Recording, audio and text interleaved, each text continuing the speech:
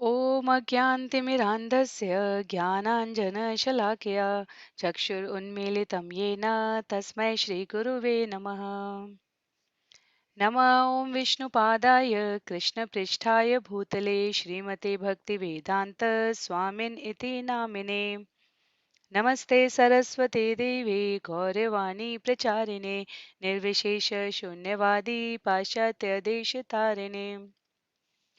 जय श्री कृष्ण चैतन्य प्रभु नित्यानंद श्री अद्वैत गदाधर श्रीवासादि गौर भक्त वृंद।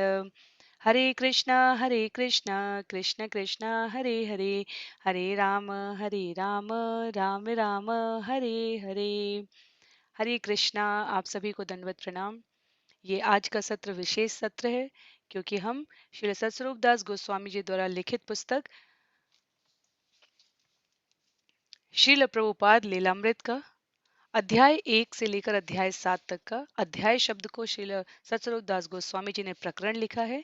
इसकी यहाँ पर पुनरावृत्ति करने जा रहे हैं। तो आज इस एक सत्र में हम प्रथम 7 अध्याय का, जो श्रील प्रभुपाद के जीवन के एक पूरे खंड का, जन्म से लेकर झांसी में भक्ति संघ तक की स्थापना तक के एक प्रमुख घटनाक्रम के चक्रों का पूर्ण निरूपण करता है, उसको प्रस्तुत करने जा रहे हैं।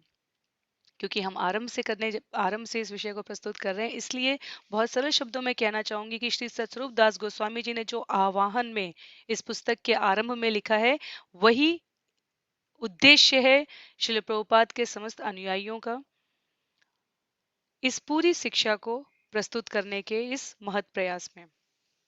मैं अपनी तरफ से कोई शब्द जोड़े बिना सतस्वरूप दास गोस्वामी जी ने जो शब्द उद्धृत किए हैं आह्वान में, सिर्फ उनको आपके सबके समक्ष प्रस्तुत करके इस विषय को आगे बढ़ाएंगे कि वास्तव में इन सत्रों की, इस पुस्तक की, इस विषय को यहाँ प्रस्तुत करने की आवश्यकता क्यों है। श्री सतस्वरूप दास गोस्वामी जी लिखते हैं, इस कृति का उद्देश्य समाज के नेताओं और प्रभावशाली सदस्यों को श्रील प्रभुपाद द्वारा किए गए कार्यों की ओर आकृष्ट करना है।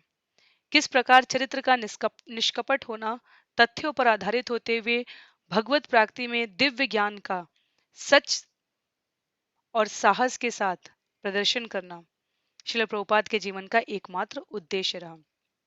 प्रत्येक जीव को भगवत प्राप्ति की ओर उन्मुख करते हुए इस जीवन के बाद के जीवन की ओर जागृत करना श्रील प्रभुपाद के जीवन के कृतित्व का संपूर्ण सार है। तो विषय को बिना स्थानांतरित करते हुए इस एक सत्र में हम श्रील प्रभुपाद के जन्म की, बचपन की, विवाह की, कॉलेज की, राजनीतिक जीवन, स्वतंत्रता आंदोलन के प्रति उनके झुकाव की, आध्यात्मिक प्रगति की, माता पिता के जो परिवेश उनको उपलब्ध कराए गए थे उसकी, किस प्रकार व्यापार और गृहस्थी, परिवार, इन सब के साथ आगे बढ़ते हुए श्रील प्रभुपाद अपने गुरु से प्रथम मिलन, द्वितीय मिलन और कतिपय मिलन को स्मरण करते हुए गुरु महाराज के उद्देश्यों को, आध्यात्म को जीवन में आत्मसात करते हुए विश्वव्यापी स्तर पर धार्मिक आंदोलन की चेतना के प्रचार प्रसार के लिए दृढ़बद्ध संकल्पित होते हुए अपने जीवन के मार्ग पर आगे बढ़ते गए, उसको यहाँ संक्षेप में प्रस्तुत करने का ये एक विनम्र प्रयास है। तो अब तक हम 17 सत्र इन अध्यायों पर व्यतीत कर चुके थे। तो आज 18वें सत्र में संपूर्ण 7 अध्यायों का, जो वास्तव में श्रील प्रभुपाद के जीवन के प्रथम 56 वर्ष हैं, इन 7 अध्यायों में श्रील प्रभुपाद के जीवन के प्रथम 56 सत्रों के बारे में बताया गया है। और आज हम उसकी पुनरावृत्ति के इस प्रयास में एक संक्षिप्त रूप में झलक देखने के लिए इस सत्र के संपूर्ण समय को समर्पित करते हैं। तो श्रील प्रभुपाद के असीम अनुकंपा आशीर्वाद से, वैष्णव समाज के अनुग्रह से और भक्त के संग से इस सत्र को आरंभ करते हैं।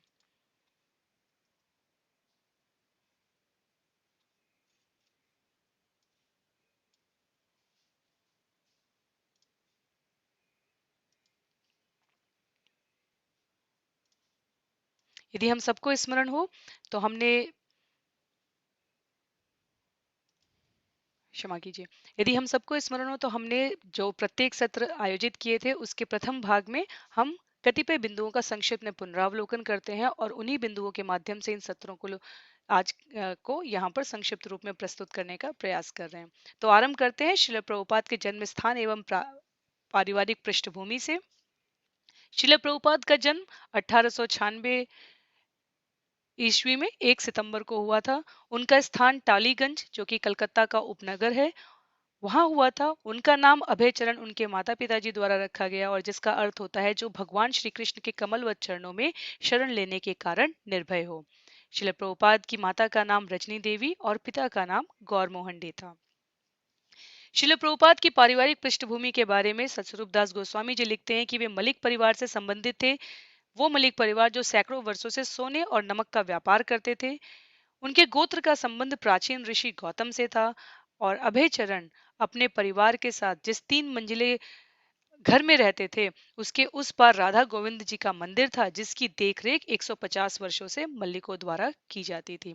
तो इस प्रकार से बहुत ही संक्षिप्त पारिवारिक पृष्ठभूमि में शिला प्रभुपाद के वंश का, पारिवारिक पृष्ठभूमि का, माता पिता का नाम, स्थान और जन्म तिथि का परिचय प्राप्त होता है।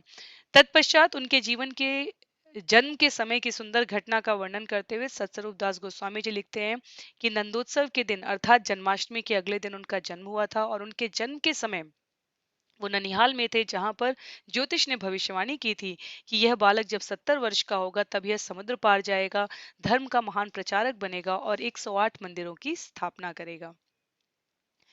शिला प्रभुपाद के जन्म के समय की सामाजिक और राजनीतिक पृष्ठभूमि स्वयं शिला प्रभुपाद ने अपने शब्दों में व्यक्त की है, जिसे सतस्वरूप दास गोस्वामी जी यहाँ प्रस्तुत करते हुए कहते हैं कि उस समय का सामाजिक परिवेश अर्थात भारतवर्ष विक्टोरिया साम्राज्यवाद से आक्रांत था। कलकत्ता भारत की राजधानी थी, और कहने के लिए कारोबार और शिक्षा में जो मेल जोल था, उसके बावजूद सामाजिक दृष्टि से यूरोपीय और भारतीय अलग अलग रहते थे। अंग्रेज मध्य कलकत्ता में और भारतीय उत्तरी भाग में रहते थे। पुरुष धोती और स्त्रियां साड़ी पहनते थी, और स्त्री साड़ी पहनती थी, और अंग्रेज राज के प्रति स्वामी भक्त रहते हुए भी वे अपने परंपरागत जो सामाजिक व्यवहार थे, उनका पालन करने के लिए, अपनी संस्कृति का अनुगमन करने के लिए स्वतंत्र थे। तत्पश्चात उनके बचपन की स्मृति में श्री राधा गोविंद देव का जो मंदिर है, उन्होंने अपनी स्मृति में सजाकर रख रखा था। उनके शिला प्रभुपाद के स्वयं के शब्दों में, राधा गोविंद मंदिर के द्वार पर खड़े होकर राधा गोविंद की मूर्ति के सामने प्रार्थना करना मुझे स्मरण है। मैं घंटों मूर्ति को देखा करता, तिरछे नेत्रों वाली वह मूर्ति कितनी सुंदर थी। जब हमने विस्तार में पढ़ा था तो हमें स्मरण है कि शिला प्रभुपाद अपने मित्र के साथ वहां पर प्रतिदिन सुबह और शाम जाते थे। सुंदर सोने की मूर्ति उनके उनके चित्त को बहुत आकर्षित करती थी। वहां होने वाले प्रतिदिन के कार्यक्रमों में वो भाग लेते थे, और प्रसाद वितरण में जो कचौड़ी वितरण होता था, वो उनको ग्रहण करना बहुत प्रिय था। तत्पश्चात शिला प्रभुपाद के जीवन की कुछ प्रमुख घटनाओं का संक्षिप्त विवरण इस प्रकार से था कि 1.5 वर्ष की उम्र में वो टाइफाइड से बीमार होते हैं, जहां उनको समुचित प्रार्थना द्वारा प्रयास करके उनको स्वस्थ करने के उनके माता पिता प्रयास करते हैं। 3 वर्ष की अवस्था में घर में भीषण अग्निकांड हुआ था। वो स्वयं माचिस की तीली से खेलते हुए अपने वस्त्रों में आग लगा बैठे थे। 4 वर्ष की उम्र में जब पूरे कलकत्ता में प्लेग फैला हुआ था, तब शिला प्रभुपाद ने देखा कि किस प्रकार प्रबुद्ध जन, विद्वत जन में एक व्यक्ति के मार्गदर्शन में नगर नगर और घर घर घूम के हरिनाम कीर्तन करते हुए लोगों में आध्यात्मिक सुदृढ़ता का, जीवन में जो लोग थे, जो जनमानस दुखी थे, उनके जीवन में आध्यात्मिक सुदृढ़ता का उस व्यक्ति और व्यक्ति के समूह द्वारा प्रयास किया जा रहा था। इसका शिला प्रभुपाद के जीवन पर गहरा प्रभाव पड़ा था। 6 वर्ष की उम्र में अपने पिता को राधा कृष्ण विग्रह की घर में जो स्थित थे, उनकी पूजा करते हुए देख के शिला प्रभुपाद स्वयं के विग्रह की मांग करते हैं, जो इसको उनके पिता अवश्य पूरा करते हैं। 12 वर्ष की उम्र में उन्होंने एक वृत्तिक गुरु से दीक्षा भी ली थी, पर उन्होंने कहा कि उन्होंने इसे कभी गंभीरता से इसलिए नहीं लिया था क्योंकि वहां उनको विचार और आचार की उतनी प्रबुद्धता नहीं लक्षित हुई। 15 वर्ष की उम्र में श्रील प्रभुपाद को बेरी बेरी का रोग हो गया था, जो उनकी माता के कठिन प्रयास द्वारा ठीक हुआ था। श्रील प्रभुपाद की रुचियों में साइकिल चलाने, फुटबॉल खेलने का शौक, और आगे हमें पता चलेगा कि जिसके लिए श्रील प्रभुपाद हट कर रहे हैं वो भी उनकी रुचियों में आता था। यथा उन्हें कचौड़ियां बहुत प्रिय थी, वो बंदूक से खेलना चाहते थे। यदि हमें स्मरण हो तो विस्तृत सत्र में हमने समझा था कि किस प्रकार एक बंदूक दिलाने पर श्रील प्रभुपाद को संतुष्टि नहीं हुई, और वो वहीं पर रोने लगे।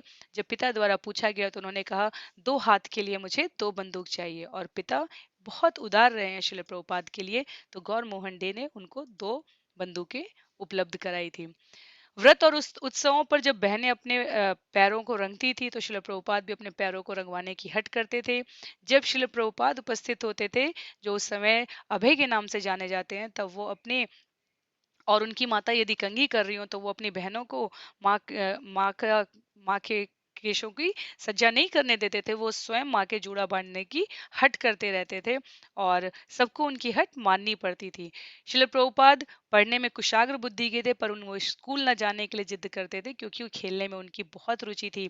और घर पर श्रील प्रभुपाद ने रथ यात्रा का जुलूस आरंभ किया था, जिसकी हमने विस्तृत सत्र में चर्चा करते हुए पढ़ते हुए समझा था कि किस प्रकार उनके पिता की आय का स्रोत बहुत संपन्नता युक्त नहीं था, पर सक्षम था।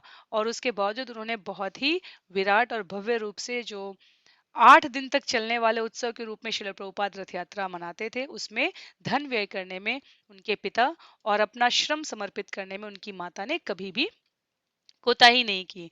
तत्पश्चात गौर मोहन डे और माँ रजनी की दिनचर्या में हमने समझा था कि 250 रुपए मासिक आमदनी थी उनके पिता की। उनका व्यवसाय कपड़े की दुकान थी और उनके आचरण और स्वभाव के बारे में सतस्वरूप दास गोस्वामी जी लिखते हैं कि जीव दया करना, प्रतिदिन 4-5 लोगों को भोजन कराना, सादा पर सब कुछ उच्च और पर्याप्त मात्रा में उपलब्ध कराना, और 10 बजे से लेकर सुबह 10 बजे से लेकर 1 बजे तक शिल प्रभुपाद के पिता प्रतिदिन पूजा करते थे। वास्तव में शिल प्रभुपाद स्मरण करते हुए बताते भी हैं कि पूजा ही उनका मुख्य व्यवसाय था, अन्य कार्य तो वो दैनिक वृत्ति के रूप में करते रहते थे।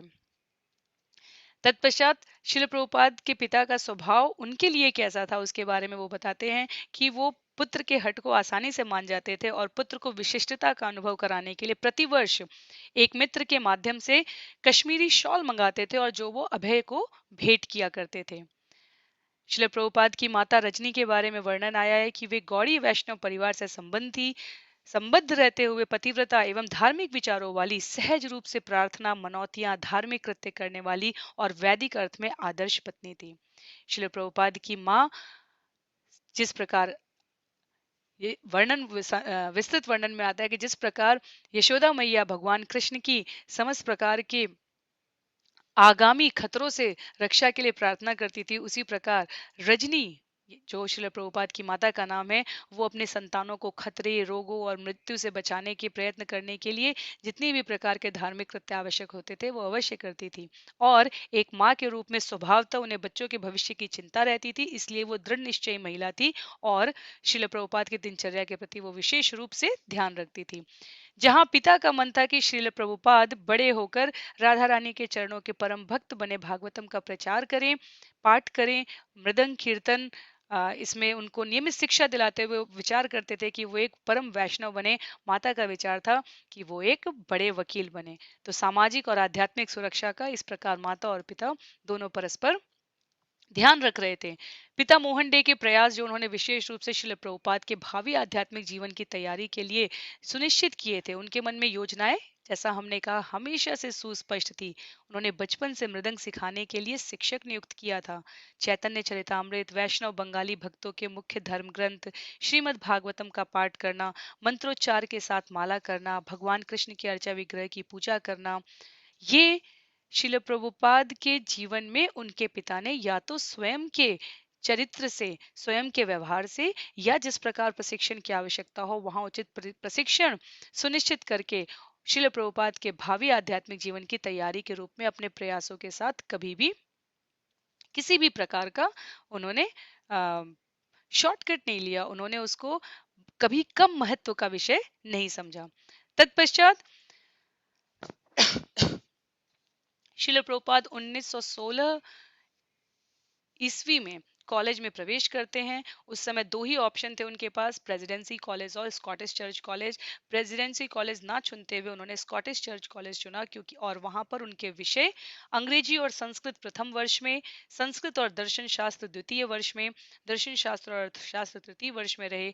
अपने परिवेश के बारे में स्मरण करते हुए श्रील प्रभुपाद कहते हैं कि कॉलेज में कठोर अनुशासन था, उनकी थिएटर में भागीदारी थी, वहां पाश्चात्य शिक्षा थी, पर उसके साथ ही राष्ट्रवादी सुभाष चंद्र बोस, जो कि प्रेसिडेंसी कॉलेज से निष्कासित किए गए थे, तो उन्होंने स्कॉटिश चर्च कॉलेज में प्रवेश लिया था, वो एक सीनियर के रूप में थे और उनके उनके द्वारा किए जा रहे प्रयासों से आसपास के परिवेश से श्रील प्रभुपाद अभय चरण के रूप में वो भी स्वयं को अ, संबद्ध महसूस करते हैं। क्यों? क्योंकि वहां पर जो राष्ट्रीय योजनाएं बन रही थी, स्वराज्य के नारे के प्रति जो आकर्षण विद्यार्थियों में जागृत किया जाता है, श्रील प्रभुपाद भी उससे छूते नहीं थे। वो संपूर्ण रूप से उस तरफ उनका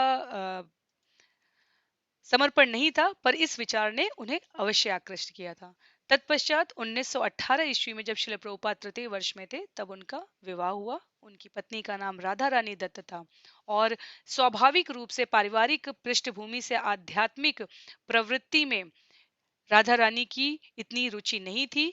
तो इस वजह से श्रील प्रभुपाद को उनके संग रहने में अनिच्छा की अनुभूति हुई, क्योंकि उस समय के सामाजिक जीवन में दो विवाह करना कानूनी रूप से संगत था। श्रील प्रभुपाद ने विचार किया कि उनको दूसरा विवाह करना चाहिए, पर उनके पिता ने उन्हें सही समय पर बहुत ही अ, उचित परामर्श और मार्गदर्शन देते हुए कहा कि जीवन में जो कुछ भी अनुकूल ना लगे, सामाजिक दृष्टि से, पारिवारिक दृष्टि से, भौतिक दृष्टि से, उसे भगवत कृपा मानना चाहिए ताकि हमारी उसमें आसक्ति ना हो। तो उन्होंने जो पंक्ति कही वो श्रील प्रभुपाद को जीवन भर स्मरण रही। उन्होंने कहा, आध्यात्मिक जीवन में उन्नति के लिए प्रेरित करेगा ये विचार। और इस प्रकार अभय चरण बहुत कृतज्ञ महसूस करते हैं कि उनके पिता ने उनका भ्रम निवारण किया।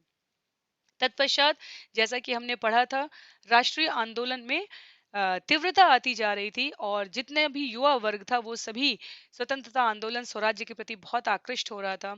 तो अंग्रेज संस्थानों की तुलना में जो राष्ट्रीय विद्यालय और स्वायत्त शासन का उस समय उद्घोष राष्ट्रवादी नेताओं द्वारा किया जा रहा था, वो श्रील प्रभुपाद को भी बहुत प्रिय लगा। चौथे वर्ष की फाइनल परीक्षा के लिए कठोर परिश्रम किया श्रील प्रभुपाद ने। उस समय के जब हमने विस्तार में पढ़ा था तो उस समय आया था कि या तो वो लाइब्रेरी में मिलते थे या घर में भी वो किताबों के बीच में मिलते थे। अपने प्रोजेक्ट्स, अपने असाइनमेंट्स पूरा करने में श्रील प्रभुपाद ने बहुत कठोर परिश्रम किया। लेकिन जब फाइनल परीक्षा के पश्चात विषय आएगा कि जब डिग्री कलेक्ट करने का, डिग्री को लेने का विचार आया, तो महात्मा गांधी और अन्य नेताओं के आग्रह पर युवाओं ने उसका बहिष्कार किया, जो इस बात का सूचक था कि वो राष्ट्रवादी नेताओं के साथ अपनी सहानुभूति रखते हैं।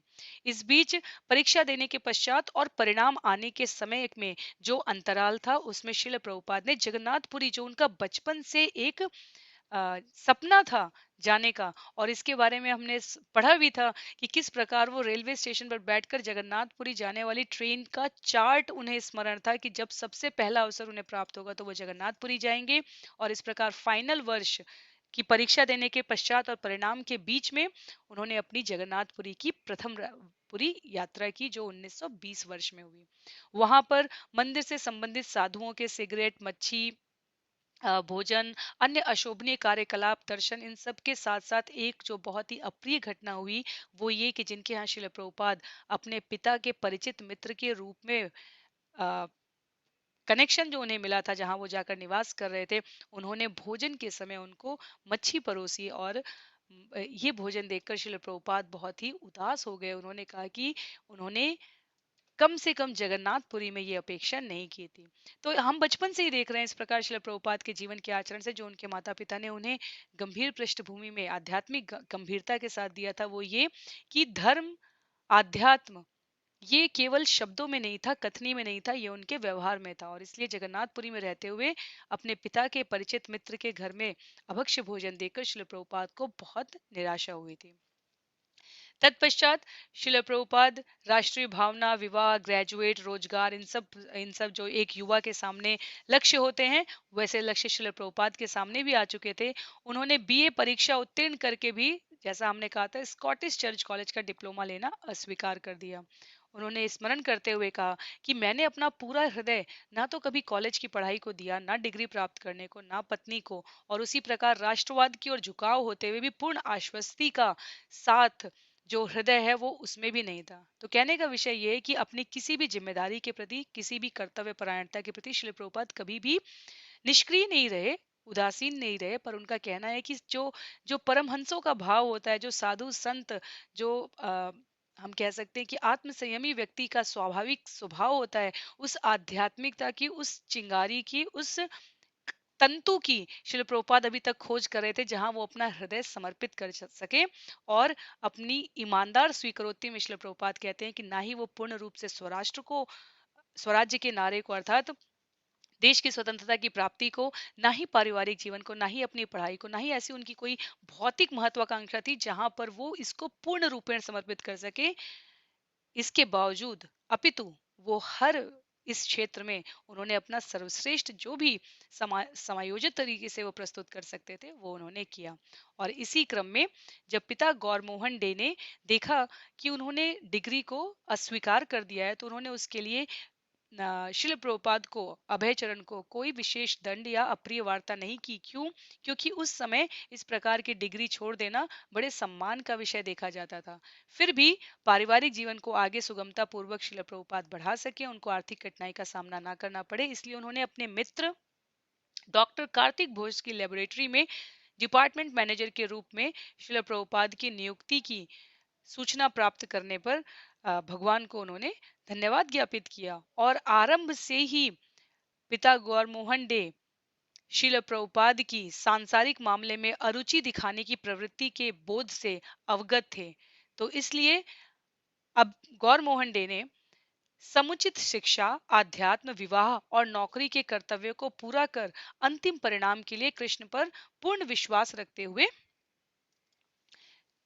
पूर्ण विश्वास रखते हुए अभय को जितना आवश्यक था उतना मार्गदर्शन दिया। तो कहने का विषय हुआ कि जिस बालक के जन्म के समय ही उसके पिता को पता है कि ज्योतिष की भविष्यवाणी है कि 70 वर्ष की अवस्था में वो जाकर विदेश जाएगा, धर्म का प्रचार करेगा, 100 से ज्यादा मंदिरों की स्थापना करेगा।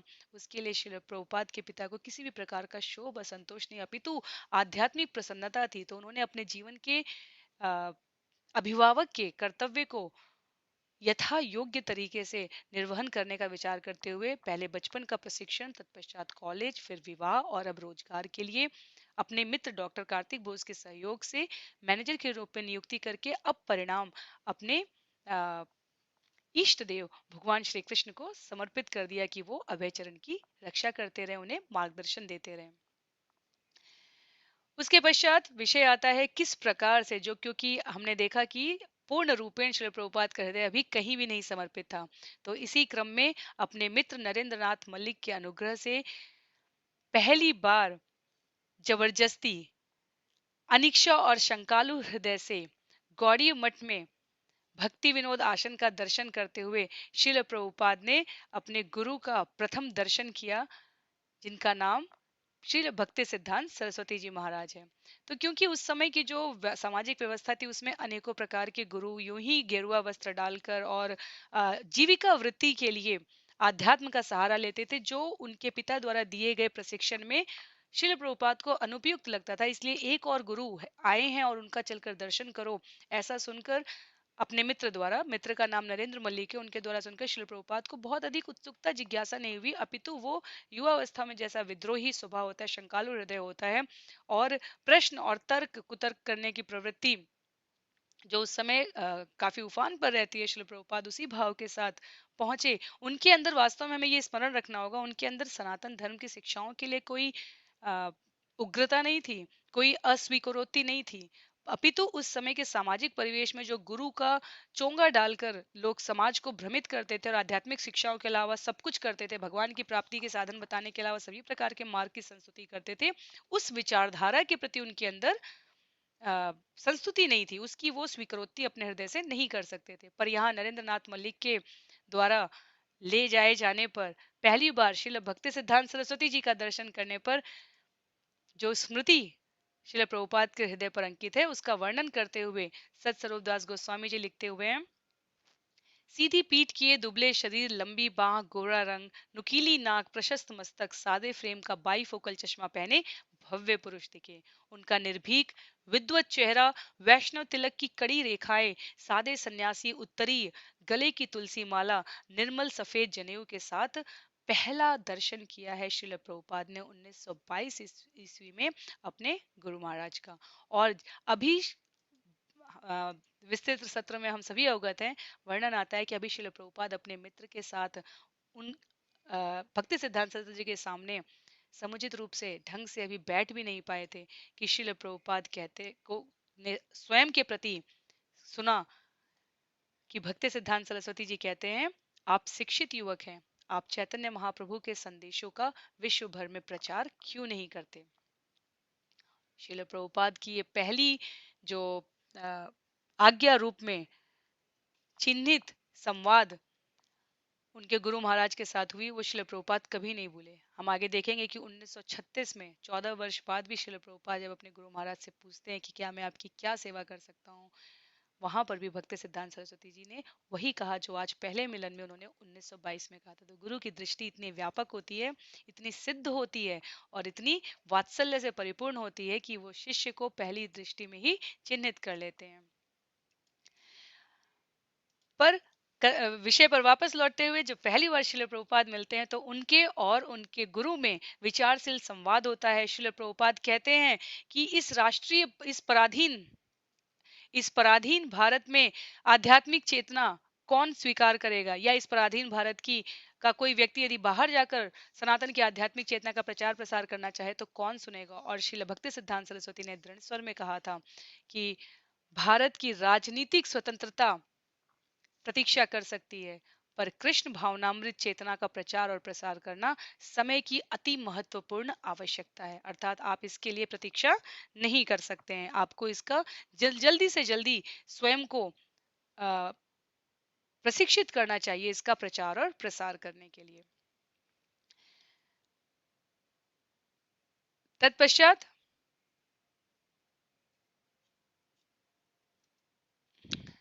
क्षमा कीजिए, मैं स्लाइड फिर से शेयर करती हूँ।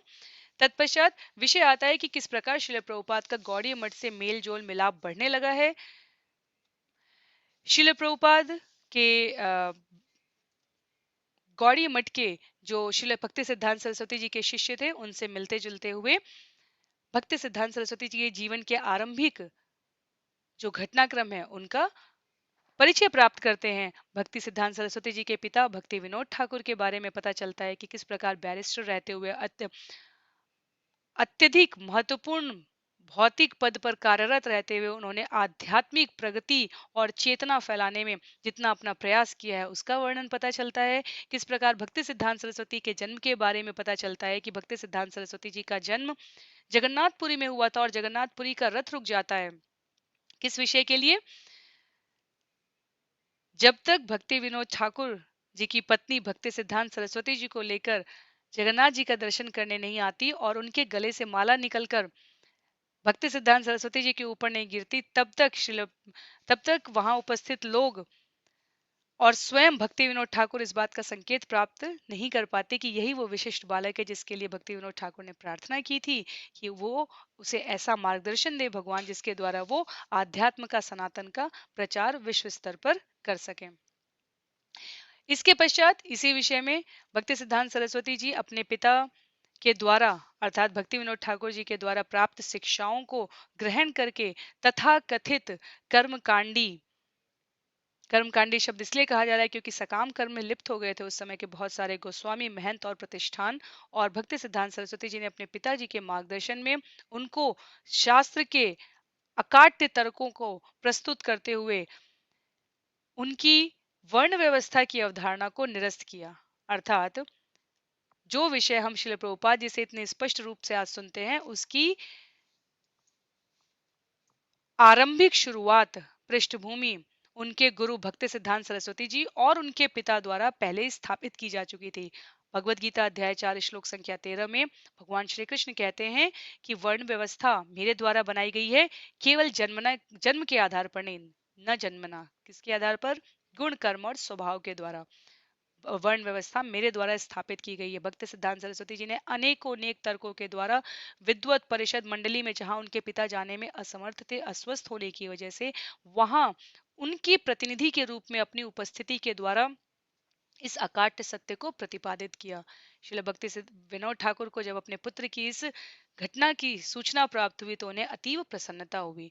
उसके पश्चात भक्ति विनोद ठाकुर ने समयांतर पर इस धराधाम से अपना लीला तिरोधान किया। शरीर वपु रूप छोड़कर वो परम धाम को गमन कर गए और तब भक्ति सिद्धांत सरस्वती जी ने पूर्ण रूप से पूर्णकालिक तरीके से अपने पिता के द्वारा आरंभ की गई प्रचार प्रसार की चैतन्य महाप्रभु के प्रचार की नीति को स्वीकार करते हुए पूरे भारत में जगह जगह जाकर गौड़ी मठों की स्थापना करके चैतन्य महाप्रभु के कीर्तन प्रचार प्रसार बंगाली ग्रंथों का अनुवाद इसको अत्यधिक तीव्रता देते हुए अपना कार्यक्रम आरंभ रखा। तो शिल प्रभुपाद को संक्षेप में ये सभी सूचनाएं गौड़ीय मठ में निरंतर आवागमन करने से प्राप्त हो रही थी और जिनको उन्होंने उसके पश्चात वो मिले नहीं है अभी तक अपने गुरु महाराज से, तो जिनको उन्होंने प्रथम छाप में इतने निर्भीक निडर और अद्भुत वक्ता के रूप में देखा, उनके कार्यों के बारे में सुनकर शिल प्रभुपाद को अत्यधिक प्रसन्नता भी हुई। उसके पश्चात तो इसे हम संक्षिप्त में क्या कह सकते हैं, शिल प्रभुपाद का गौड़ीय मठ से मेल जोल जो बढ़ता जा रहा था उसका ये परिणाम था। तत्पश्चात शिल प्रभुपाद का पारिवारिक जीवन आरंभ हो चुका था, उनका विवाह हो चुका था और 1921 ईस्वी में उनके प्रथम पुत्र का जन्म होता है। उस समय का जो राजनीतिक परिवेश था उसमें राष्ट्रीय आंदोलन का विभिन्न शाखाओं में विभक्त होने आरंभ हो चुका था। यदि हम सब उस समय के राष्ट्रवादी इतिहास को देखना चाहें तो हमें पता रहेगा कि किस प्रकार से नरम दल, गरम दल और मुस्लिम लीग ये सब की स्थापनाएं हो चुकी थी। अलग अलग विभाजन की बात हो रही थी। जाति आधारित, धर्म आधारित, संप्रदाय आधारित जो राष्ट्रवादी आंदोलन थे उसने भी तीव्रता पकड़ ली थी और अनेकों नेताओं के बीच में स्वयं में अब सम्मिलितता नहीं रह गई थी, अब उनमें संयोजन नहीं रह गया था, उनमें अलगाव होना आरंभ हो चुका था। तो इस बीच में श्रील प्रभुपाद की गौड़ी मठ में शिष्य के रूप में सम्मिलित होने की अभिलाषा जागृत हो जाती है। वो अन्य गुरु भाइयों की तरह, गुरु भाई इसलिए क्योंकि उस समय तक श्रील प्रभुपाद ने दीक्षा ग्रहण नहीं की थी, पर फिर भी वो आत्मिक रूप से भक्ति सिद्धांत सरस्वती जी को अपना गुरु स्वीकार कर चुके थे। तो जिन गुरु भाइयों ने, जिन भक्तों ने, श्रद्धालुओं ने तब तक शिक्षा प्राप्त कर ली थी, उनके प्रचार प्रसार को देखते हुए श्रील प्रभुपाद को लगा कि वो बिना कोई उद्योग उपक्रम व्यापार किए हुए लोगों से धन इकट्ठा करके तब श्रील प्रभुपाद के श्रील चैतन्य महाप्रभु के मिशन में प्रचार प्रसार में सहयोग कर रहे, तो मैं व्यापार के द्वारा, अर्थ शक्ति के द्वारा श्रील भक्ति सिद्धांत जी के प्रयासों को बल दूंगा। तो इस प्रयास में श्रील प्रभुपाद अर्थात हमारे अभय चरण देव कलकत्ता में डॉक्टर बोस के एजेंट के रूप में अ, आगे प्रचार प्रसार करने के लिए व्यापार का उत्तर भारत के केंद्र इलाहाबाद में एक इकाई स्थापित कर लेते हैं और इस प्रकार व्यापार के प्रचार प्रसार द्वारा श्रील भक्ति सिद्धांत सरस्वती जी के प्रयासों को बल देना चाहते हैं।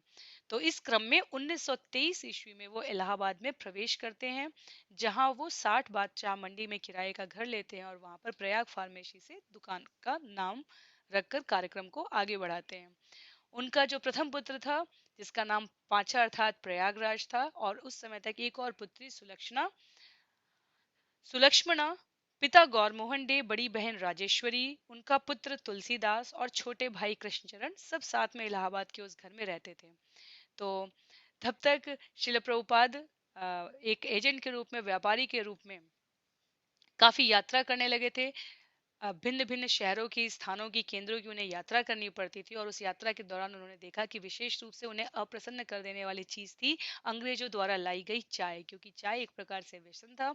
श्रील प्रभुपाद ने कभी उसकी संस्तुति नहीं कही, पर विडंबना ये रही कि उनके घर में उनकी पत्नी को चाय पीना बहुत पसंद आया और उस व्यसन के प्रभाव से श्रील प्रभुपाद ने देखा कि कभी भी उनके परिवार ने, जो उनका भावी परिवार है, पिता नहीं, उनके भावी परिवार ने अर्थात उनकी पत्नी, पुत्र और पुत्रियों ने कभी भी आध्यात्मिक कार्यों के जो आयोजन होते थे उसमें कभी अभिरुचि नहीं दिखाई।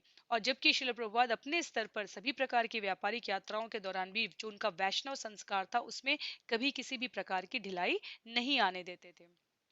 तो उस समय की व्यापारिक यात्रा का वर्णन प्रस्तुत करते हुए सत्स्वरूप दास गोस्वामी जी लिखते हैं, व्यवसाय के कारण अत्यधिक व्यस्त जीवन था श्रील प्रभुपाद का। ट्रेन से यात्रा करते थे, होटलों में रहते थे, पर सदैव भक्ति सिद्धांत सरस्वती जी से मिलने के बारे में सोचते थे। अंग्रेजों द्वारा प्रचारित चाय की खपत से वो अत्यधिक अप्रसन्न थे और पूरे व्यापार के समय भी कभी भी वैष्णव सिद्धांतों में उन्होंने कोई ढिलाई नहीं आने दी। अब शिला प्रभुपाद की आध्यात्मिक रुचि अपने गुरु के मार्गदर्शन में, उनकी शिक्षाओं को, उनके सत्रों को सुनने के पश्चात बढ़ती जा रही थी, और साथ ही बढ़ती जा रही थी उनकी पारिवारिक जिम्मेदारियां। तो शिला प्रभुपाद अपने व्यापार और परिवार में किस प्रकार से सामंजस्य स्थापित करते हैं, उसके लिए सतस्वरूप दास गोस्वामी जी लिखते हैं कि प्रथम वृंदावन दर्शन पहली बार शिला प्रभुपाद 1925 ईस्वी में व्यावसायिक यात्रा के मध्य में पहुंचे थे। और इसके बारे में हमें आगे पता चलेगा कि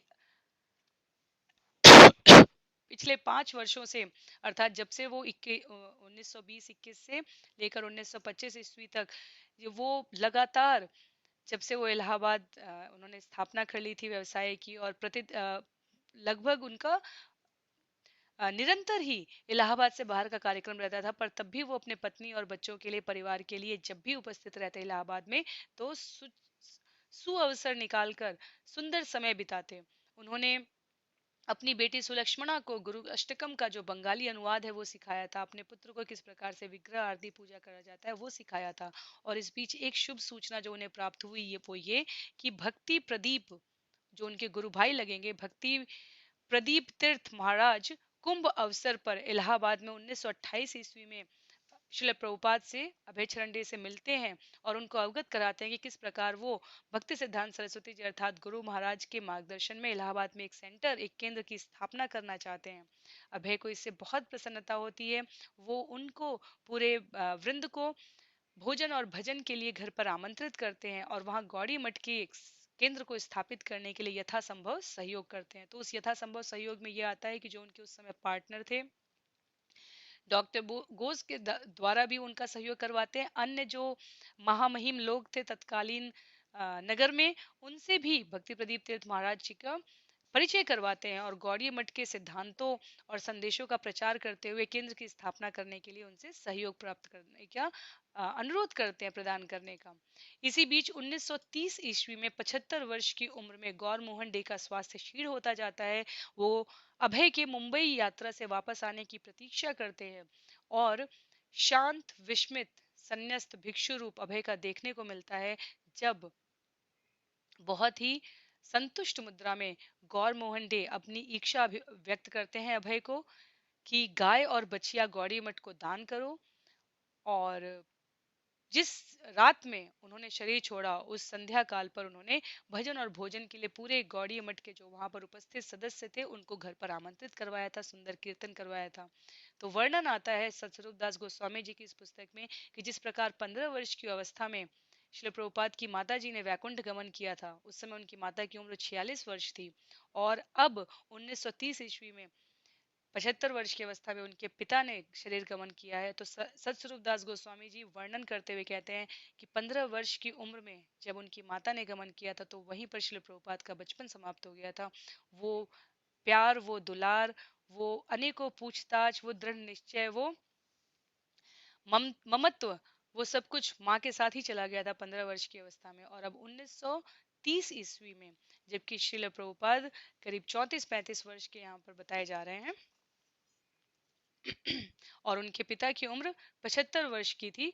श्रील प्रभुपाद के पिता के जाने के साथ ही उनका जो भिक्षुक, जो कह सकते हैं कि विरक्ति का स्वरूप है, वो दृष्टिगोचर होने लगा था।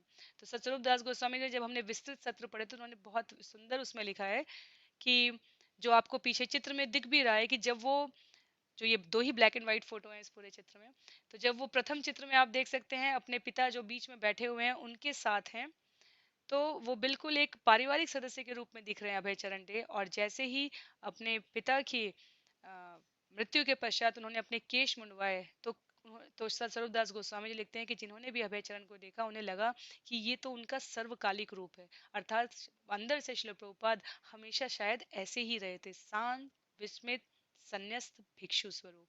तो इस प्रकार से माता और पिता दोनों श्रील प्रभुपाद के जीवन से वपु रूप में गमन कर चुके थे, और यहाँ से हरिनाम प्रचार करने के भक्ति सिद्धांत सरस्वती जी के अद्भुत प्रयास को जानने, समझने और सुनने के हर संभव मौके को श्रील प्रभुपाद अपने हाथ से कभी भी नहीं गंवाना चाहते थे। और इसी क्रम में 1932 ईस्वी में जब भक्ति सिद्धांत सरस्वती जी ने 1 महीने की यात्रा आयोजित की, जब उसमें श्रील प्रभुपाद व्यापार की कर रहे थे, के कार्यक्रम में व्यस्त थे, तो भी उन्होंने 20वें दिन, एक दिन के लिए ही सही, शिला अपने गुरु महाराज से मिलने का सुअवसर प्राप्त किया। और उन्हें उन्हें उससे पहले जानकारी प्राप्त होती रही कि किस प्रकार से भक्ति सिद्धांत सरस्वती जी का उद्देश्य विश्वव्यापी भगवत प्रचार करना है। उसके लिए उन्होंने 3 प्रेस की स्थापना की है, आधुनिकतम छापे खाने का प्रयोग किया है उन्होंने, जिससे वो बंगाली आचार्य विद्वानों की पुस्तकों का यथासंभव प्रयास से वितरण कर सकें।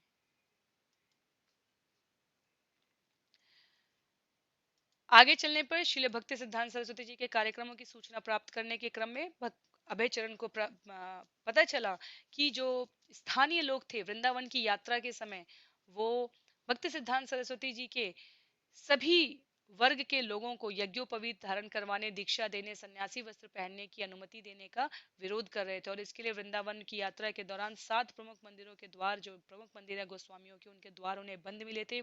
दुकानदार द्वारा भी दुकानें बंद कर दी गई थी। और अपना विरोध प्रदर्शित करने के लिए जो समूह भक्ति सिद्धांत सरस्वती जी वृंदावन यात्रा में लेकर आए थे, उस पर स्थानीय लोगों ने पथराव भी किया था। ये सब कुछ श्रील प्रभुपाद को वृंदावन की यात्रा में जो एक दिन के लिए अपने गुरु से वो पुनः मिलन कर पाए थे, उसमें स्मरण करते हुए वो बता रहे कि ये सब सूचनाएं उनको प्राप्त हो रही थी। तो 1932-33 के इस समय में श्रील प्रभुपाद अपने भाव व्यक्त करते हुए कहते हैं कि परिक्रमा के समय मैं दीक्षित नहीं हुआ था, लेकिन गौड़ी मठ के लोगों के लिए मेरे मन में भूरी भूरी प्रशंसा के भाव थे। कृष्ण कथा में सराबोर उन अनुपम पुरुष को देखकर और बिना किसी रोक टोक के बोलते हुए सुनकर अभय विस्मित से अभिभूत हो गए थे। तो वहां पर जब हमने विस्तार में पढ़ा था, तो विषय आया था कि जिस दिन श्रील प्रभुपाद अपने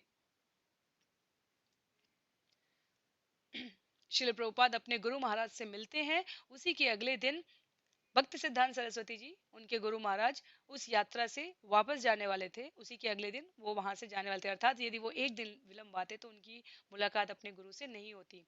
और इसलिए घोषणा की गई कि आज शाम को श्रील भक्ति सिद्धांत सरस्वती जी आध्यात्म पर, भगवान कृष्ण पर बोलना आरंभ करेंगे, पर कल सुबह यात्रा भी आरंभ रहेगी। तो आपके पास दो विकल्प है, या तो आप भक्ति सिद्धांत सरस्वती जी को सुनिए, या जाकर आराम कीजिए और अगले दिन की यात्रा के लिए स्वयं को तैयार कीजिए। श्रील प्रभुपाद ने अपने गुरु महाराज को सुनना स्वाभाविक रूप से चुना। और उस दिन का उनका जो प्रसंग है, जो विवरण है, जो उन्होंने बोला है, वो घंटों बोलते गए थे। और अंत में जो 10-12 लोग बचे थे, उसमें से बाहरी व्यक्ति के रूप में श्रील प्रभुपाद कहते हैं कि बाहरी होते हुए भी मैं बाहरी नहीं था। क्यों? क्योंकि मैंने उनको वैसे भी गुरु के रूप में स्वीकार कर लिया था। और अंतिम पंक्ति आप देख सकते हैं, अपने भाव में उन्होंने कहा था, घंटों उनको यूं बोलता सुनकर अभय मुदित थे। अब उनके संबंध अधिक ठोस प्रतीत हुए। हमारे संबंध किसी से भी ठोस प्रतीत होते हैं जब उनके विचारों से हमारी स्वीकृति होती है, हमारी हमें हमें प्रकाशित होने का अनुभव होता है, हमारी सहमति होती है। तो गुरु महाराज के रूप में उनके संबंध उन्होंने ठोस महसूस किए। तत्पश्चात वापस आने पर व्यापार से संबंधित जो जुड़ी जटिलताएं थी श्रील प्रभुपाद के जीवन में सदा ही बनी रही। अब तक हम जो सत्र सुन चुके हैं उनसे ये स्पष्ट ही है। उनके ऋष्यालुओं द्वारा उनके विरुद्ध कथन और ग्राहकों द्वारा कर्जा बढ़ता जा रहा था। तो कलकत्ता में जिस पद पर वो नियुक्त थे, उसकी जगह पर जो युवा व्यक्ति आया था, जो उस कंपनी में कई वर्षों से काम करने वाले व्यक्ति का पुत्र था, उसने श्रील प्रभुपाद के संबंध में कुछ अनर्गल प्रलाप किए डॉक्टर बोस से, ये कहकर कि वो आपके समानांतर एक अलग अपना व्यवसाय चला रहे हैं। जबकि स्थिति ये थी कि जो परिचित थे श्रील प्रभुपाद के, जो ग्राहक थे, वो पुराने हो चुके थे। और जिसने भी विश्वास के बल पर उन्होंने उनको सामान वितरित कर दिया था, पर वो कर्जे के रूप में बढ़ता गया। और इस प्रकार प्रयाग फार्मेसी का डॉक्टर बोस के ऊपर, प्रयाग फार्मेसी वैसे भी डॉक्टर बोस के प्रतिनिधि के रूप में ही वो संभाल रहे थे, उसका 10,000 रुपए का कर्जा हो गया। तो डॉक्टर बोस किसी की भी जो आलोचना जिसने भी की अभय चरण की, उस पर विश्वास ना करते हुए स्वयं इलाहाबाद आए। उन्होंने खाते देखे, सब कुछ बिल्कुल एकदम सही था, पर उन्होंने कहा कि मुझे अभय पर अविश्वास नहीं है, पर अब मैं ये सारी जिम्मेदारी स्वयं ले लेता हूँ। तो इस प्रकार हम देख सकते हैं कि 40 वर्ष की अवस्था के आसपास श्रील प्रभुपाद प्रयाग फार्मेसी जिस पर उन्होंने इतने वर्ष लगाए थे वो उससे अलग हो जाते हैं और अब परिवार को संभालने की जिम्मेदारी की चिंता में वो मुंबई में निजी कारखाने की स्थापना करते हैं। पर जैसा कि भगवान का कोई आकस्मिक घटना नहीं अपितु व्यवस्था होती है, मुंबई पहुंचने पर भी श्रील प्रभुपाद अपने गुरु भाइयों से उनका वहां पे मिलन हो जाता है, जो कि वहां पर एक केंद्र पुनः स्थापित करने के क्रम में कहीं रहने का प्रयास कर रहे थे, कहीं संपर्क बनाने की चेष्टा कर रहे थे।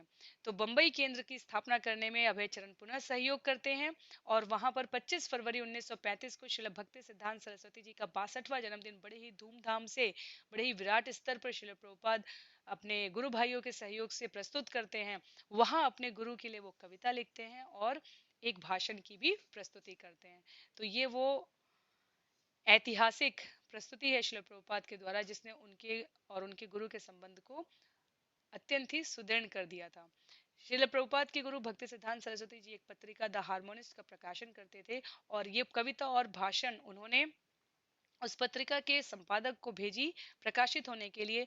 उनके गुरु महाराज को भी ये कविता प्राप्त हुई और उस कविता की जो एक प्रमुख जो छंद था वो उनको विशेष रूप से अच्छा लगा। श्रील प्रभुपाद ने अपने गुरु के लिए लिखा था, परमेश्वर है इंद्रियानुभूति से युक्त, सिद्ध किया है आपने, निर्विशेष निराकारवाद की विपत्ति का निराकरण किया है आपने। तो श्री व्यास पूजा अभिनंदन जो आपने सुना, हम सब ने पढ़ा, 25 फरवरी 1935 को 62वें जन्मदिन के रूप में आयोजित किया गया था, उसका वास्तविक गौरव गुरु से प्रशंसा के रूप में उन्होंने प्राप्त किया जब भक्ति सिद्धांत सरस्वती जी ने कहा, वह जो कुछ लिखे उसे प्रकाशित करो। तो ये एक अद्भुत उपलब्धि थी श्रील प्रभुपाद के लिए कि उनके गुरु महाराज ने उनके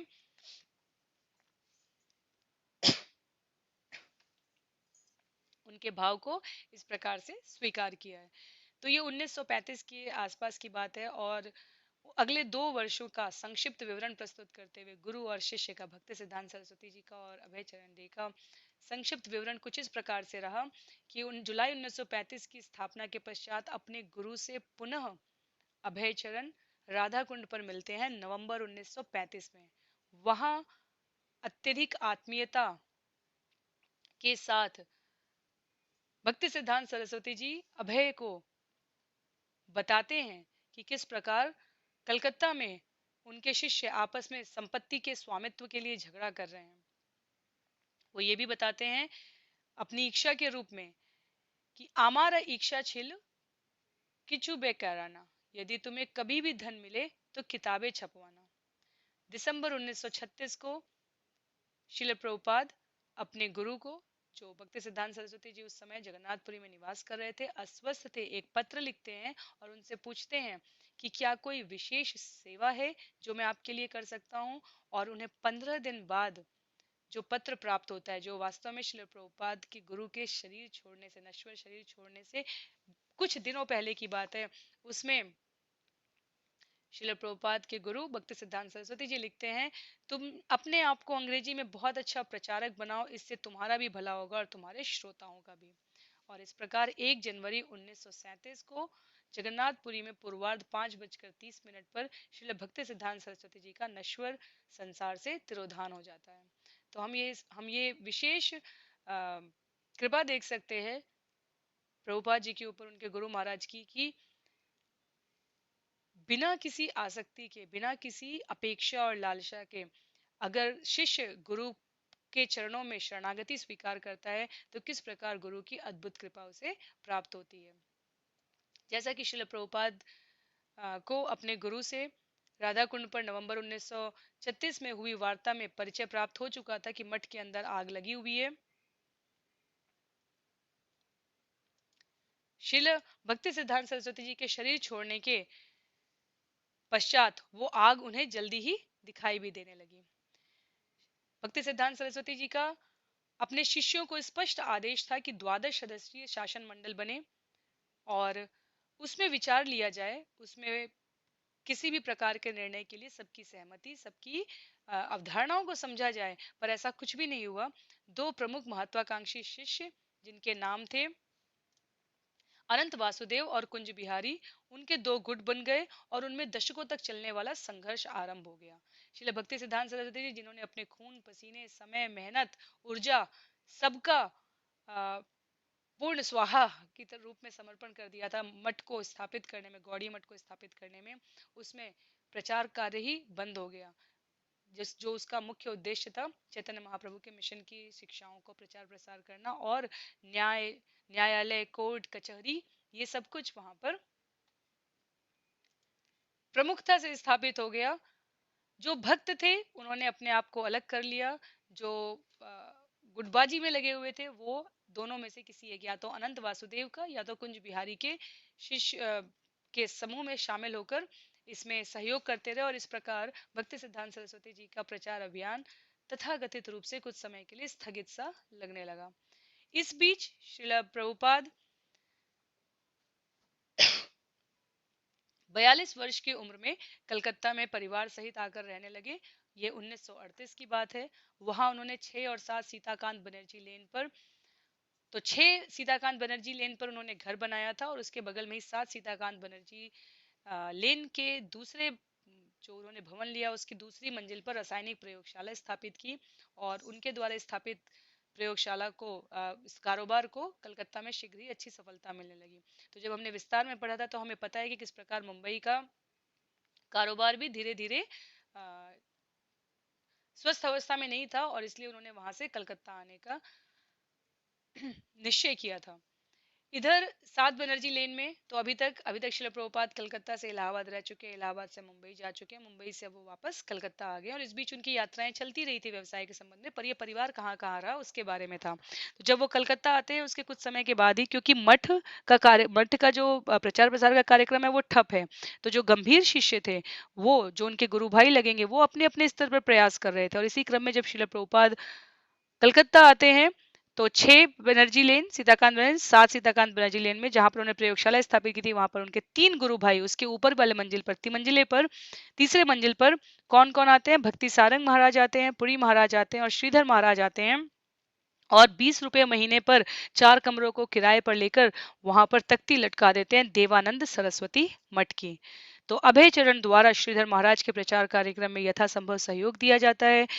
जो ये सन्यासी उपस्थित थे वहां देवानंद सरस्वती मठ में वो स्वयं भोजन बनाते, कीर्तन प्रचार करते, श्रीमद् भागवतम पर चर्चा करते थे और इसी बीच श्रीधर महाराज ने प्रपन्न जीवनामृत पर प्रकाशन भी संपूर्ण किया जिसमें अभय चरण का पूरा जितना यथा योग्य वो सहयोग कर सकते थे उन्होंने सहयोग किया।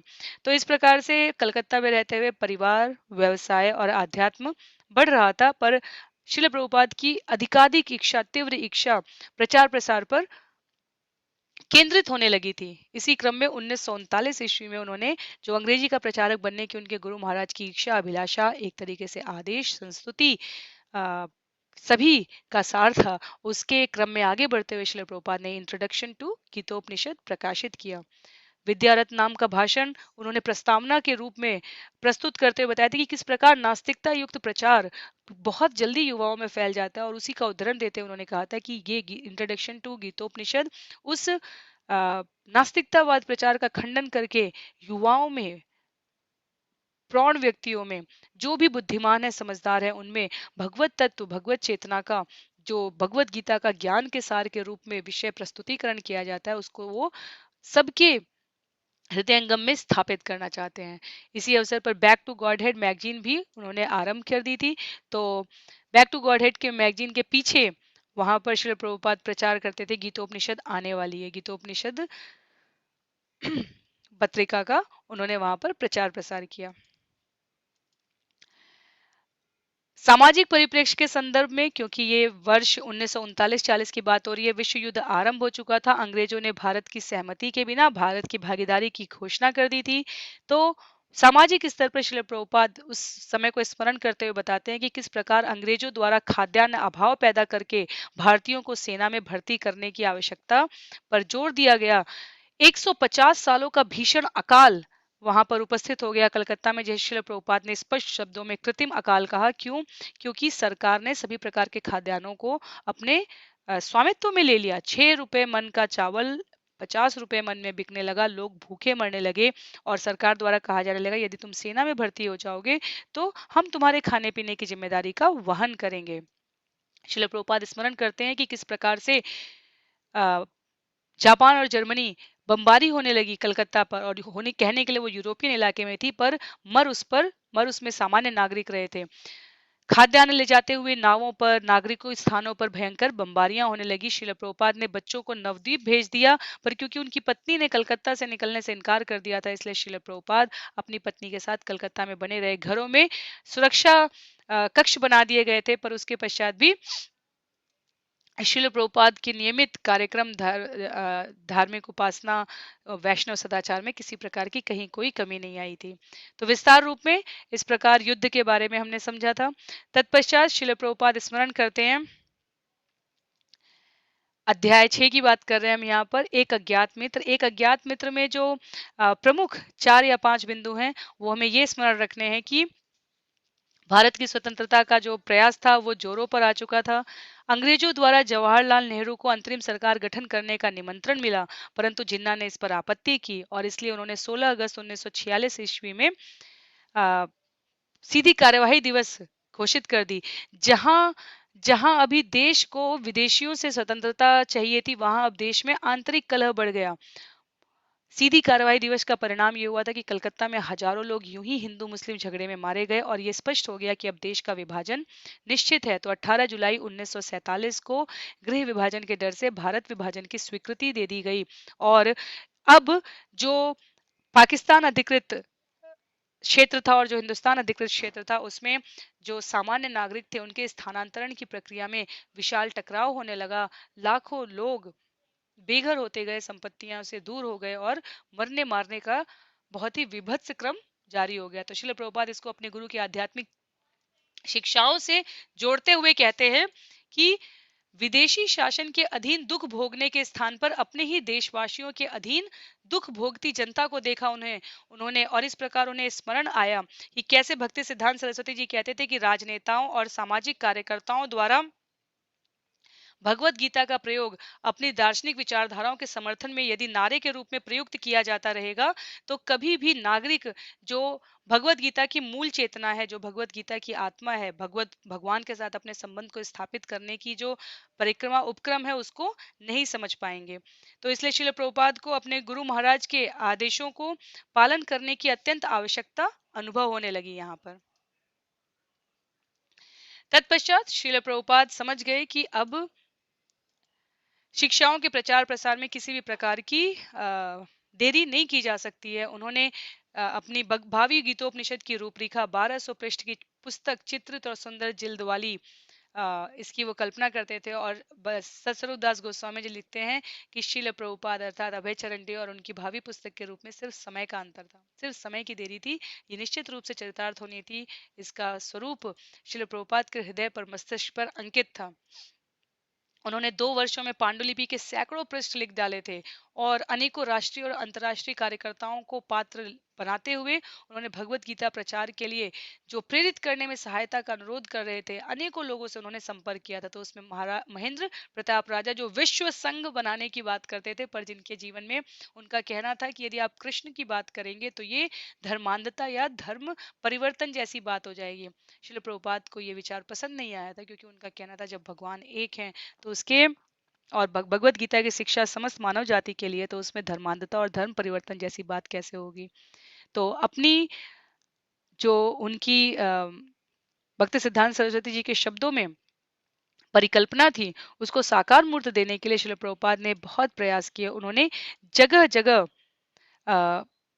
जो उच्च अधिकारी थे उनको पत्र लिखे थे। उन्होंने बंगाल के गवर्नर को पत्र लिखा, तत्कालीन शिक्षा मंत्री को पत्र लिखा, कलकत्ता दंगों के पुनर्निवास समिति के अध्यक्ष को पत्र लिखा, हाईकोर्ट अधिवक्ता श्री एनपी आस्थाना को पत्र लिखा।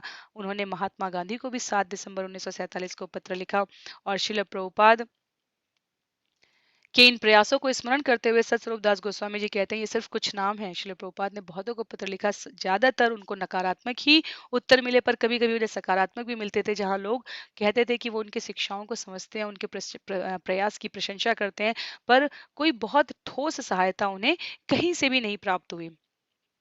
और 7 दिसंबर 1947 को जो पत्र लिखा है, यदि हम स्मरण करें तो 30 जनवरी 1948 को महात्मा गांधी जी को ये धराधाम छोड़कर जाना पड़ा था। पर 7 दिसंबर 1947 के पत्र का से पहले भी श्रील प्रभुपाद ने पत्र लिखे थे। इस पत्र का विशेष उद्धरण इसलिए किया जा रहा है क्योंकि श्रील प्रभुपाद ने उसमें उनसे कहा था, मैं आपका अज्ञात मित्र के रूप में हूँ, पर मैं आपको स्मरण कराना चाहता हूँ कि यदि आप भगवत गीता की शिक्षाओं को यथारूप में प्रस्तुत करने में, क्योंकि आप एक महत्वपूर्ण व्यक्ति हैं, लोग आपसे संबद्ध कर पाएंगे, यदि आप प्रयास नहीं करेंगे तो मृत्यु अपमानजनक भी हो सकती है।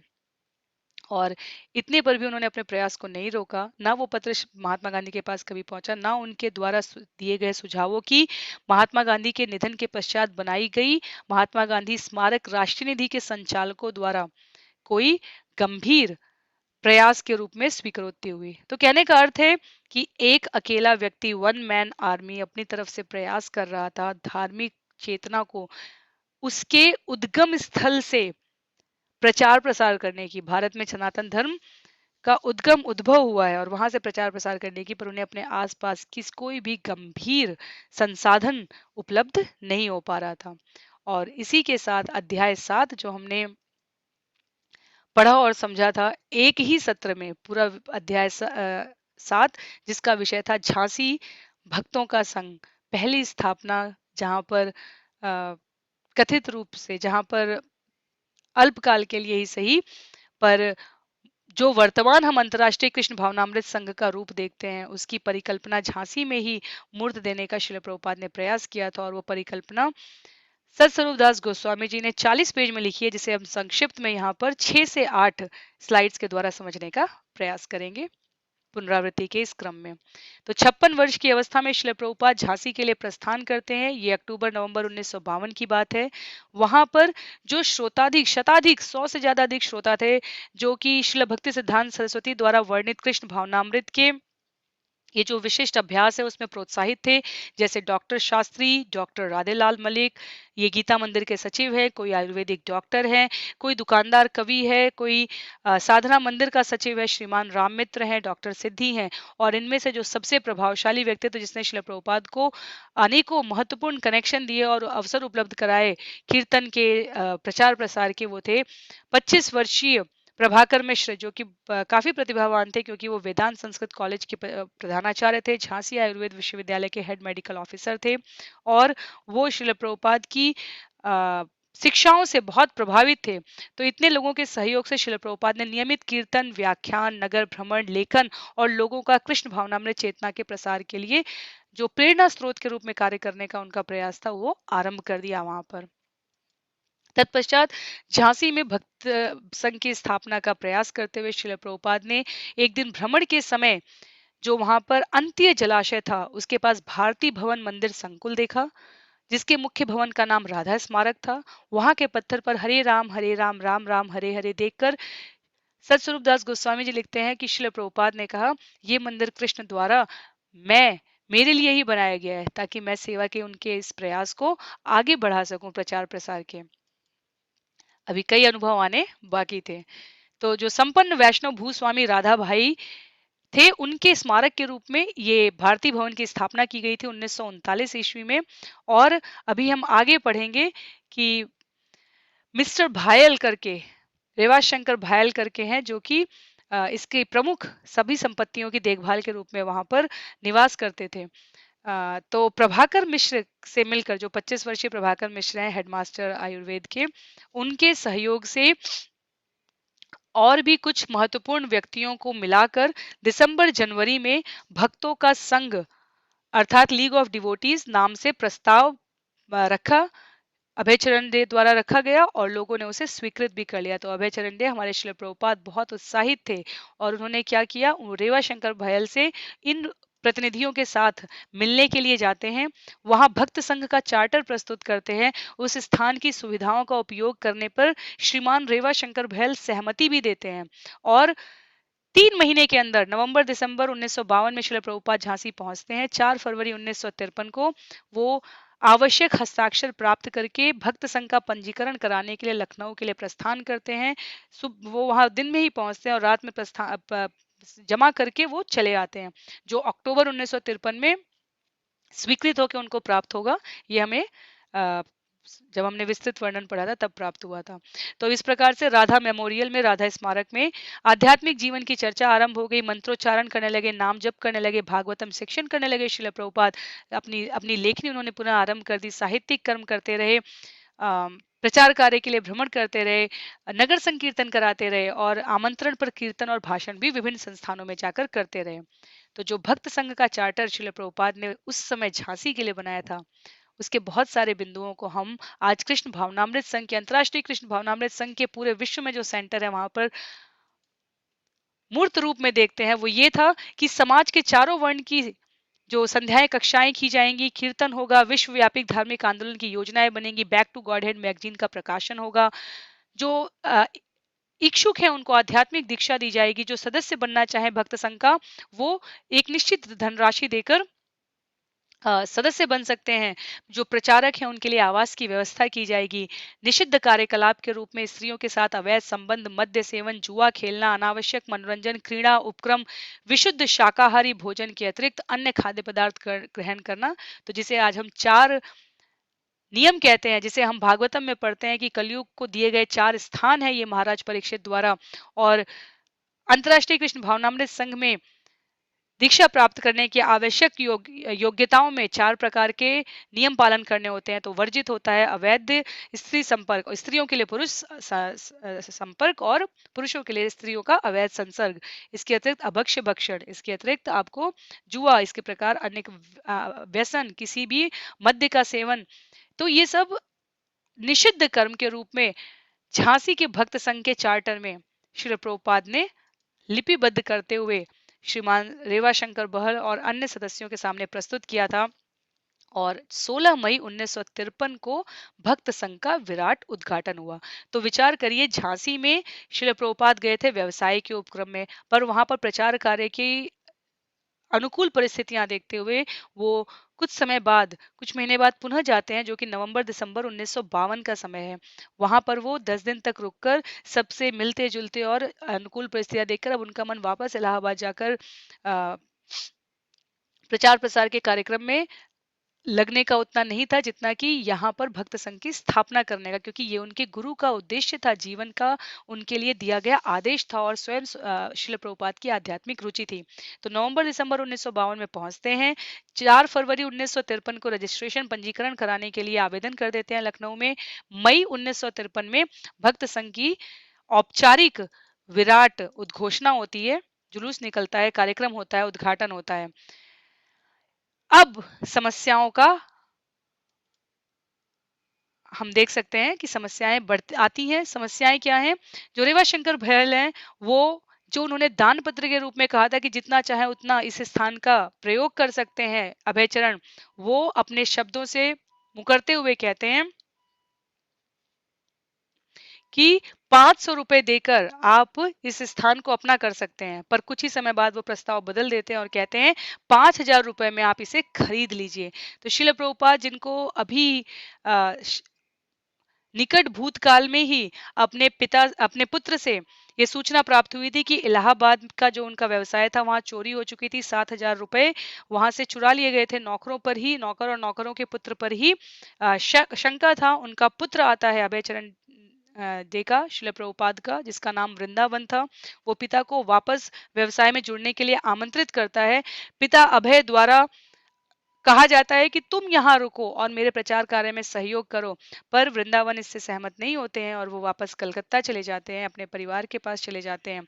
तो श्रील प्रभुपाद के सामने अब जो स्थिति है, वो ये देख पा रहे थे कि जो व्यक्ति उनको शब्दों से सहयोग करते थे झांसी में, वो आर्थिक सहयोग नहीं कर पा रहे हैं। स्वयं उनके पास कोई धन, संचित धन नहीं है।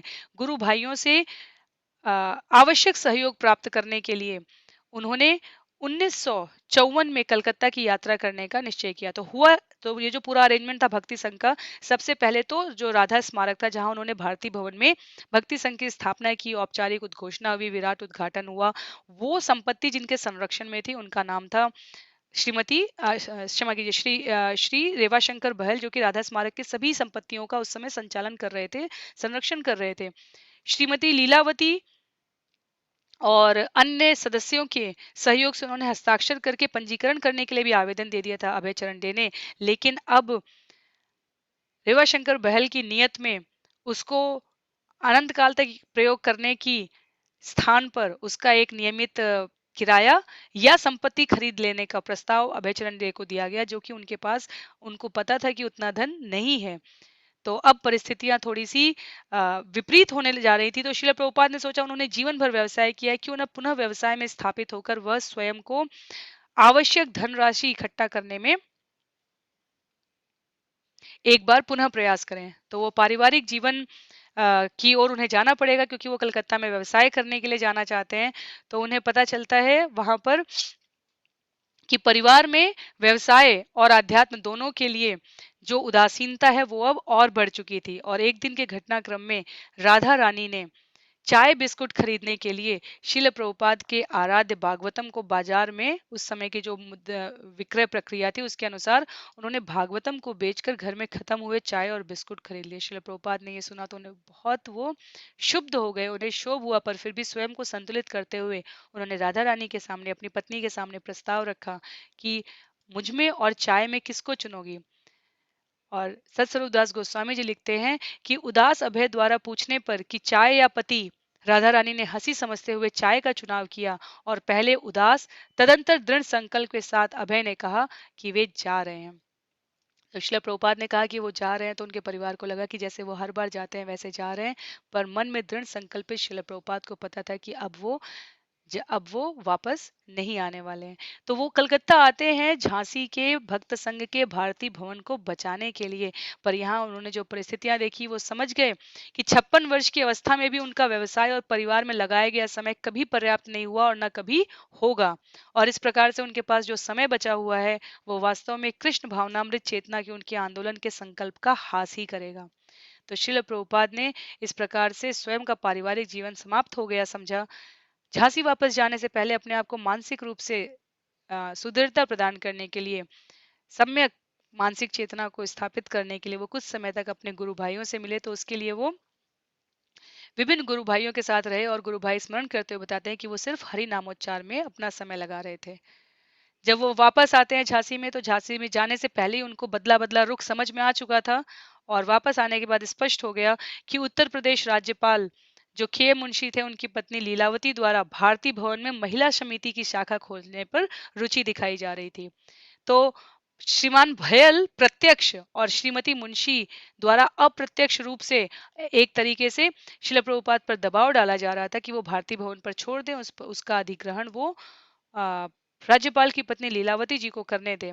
शिला प्रभुपाद महसूस करने लगे कि वे एक षड्यंत्र में फंस चुके हैं, और इसलिए झांसी में भक्त संघ की स्थापना का जो उनका अभी तक का इतिहास रहा, उसे उन्होंने लघु इतिहास के रूप में लिखकर अनेकों प्रशंसा और बधाई पत्र के संदेशों के साथ अपने विचारों को व्यवस्थित करके श्रीमती लीलावती के सामने प्रस्तुत भी किया, और कहा कि वो मुझे उन्हें इस प्रकार से इतने उत्कृष्ट कार्य से के मार्ग में अवरोध ना करें। पर लीलावती निर्णय ले चुकी थी, भयल पैसों के लोभ में फंस चुके थे, उनके ऊपर सभी प्रकार के दबाव थे। श्रील प्रभुपाद एक और प्रयास करने के लिए वृंदावन में भक्ति सारंग गोस्वामी महाराज के पास, दामोदर महाराज के पास, मथुरा में केशव महाराज के पास, इनसे मिलकर कहते हैं आइए झांसी को सेंटर बनाइए, धन का इससे इस भवन को खरीद लेते हैं, मिलकर आप लोग सहयोग करें यदि, और इस प्रकार हम गुरु महाराज के जो मिशन को आगे बढ़ा सकते हैं। पर किसी ने भी इसमें रुचि नहीं दिखलाई। और ये वही भक्ति सारंग महाराज और केशव महाराज लोग हैं जिनको कलकत्ता में 7 सीताकांत बनर्जी लेन में शिल प्रभुपाद ने देवानंद सरस्वती मठ स्थापना करने में जो यथासंभव सहयोग था वो प्रदान किया था। तो इस प्रकार से अभय को शब्दों के रूप में शुभचिंतक, वकील, श्रोता सब सांत्वना देने के लिए प्रस्तुत थे, पर आर्थिक सहमति, आर्थिक सहयोग के अभाव में, शुद्ध आत्मसमर्पण ना दिखते हुए वहां की घटनाएं और सम्मतियां संकेत दे रही थी श्रील प्रभुपाद को कि झांसी में मिशन स्थापित करना शुभ संकेत नहीं है। और इसलिए श्रील प्रभुपाद ने जो जहां पर सतस्वरूप दास गोस्वामी अध्याय 7 की समाप्ति करते हैं, वहां श्रील प्रभुपाद के शब्द हैं, भारती भवन छोड़ते समय उसकी बाहरी दीवार पर 6 फुट ऊंचे मोटे अक्षरों में लीग ऑफ डिवोटीज, भक्त संघ लिखा देखकर अभय उदास थे। तो ये श्रील प्रभुपाद के जीवन के 56 वर्ष की संक्षिप्त यात्रा थी, जो सत्स्वरूपदास गोस्वामी जी ने अपनी पुस्तक श्रील प्रभुपाद लीलामृत में प्रथम 7 प्रकरणों में समाहित करने का प्रयास किया है। जीवन के बहुत सारे सारगर्भित सूत्र हैं, मंत्र हैं। अनुकूलता और प्रतिकूलता का वास्तविक चित्रण कैसा होता है, चाहे वो पारिवारिक, व्यावसायिक, सामाजिक उन्नति प्राप्त करने के लिए हो, चाहे अध्यात्म का प्रचार प्रसार करने के लिए, ये यहाँ पर दृष्टिगोचर हो रहा है। तो आप सभी के सहयोग और आशीर्वाद से परस्पर संग से हम इन 7 अध्यायों की चर्चा को यहीं पर समाप्त करते हैं और इस प्रकार प्रथम 7 अध्यायों का संक्षिप्त पुनरावृत्ति सत्र यहाँ समाप्त होने जा रहा है। अगले सत्र में अध्याय 8 से हम श्रील प्रभुपाद लीलामृत को आगे पढ़ने, सुनने और समझने का प्रयास करेंगे। श्रील प्रभुपाद की जय, श्रील गुरुदेव की जय, अनंत कोटि वैष्णव वृंद की जय। हरे कृष्णा।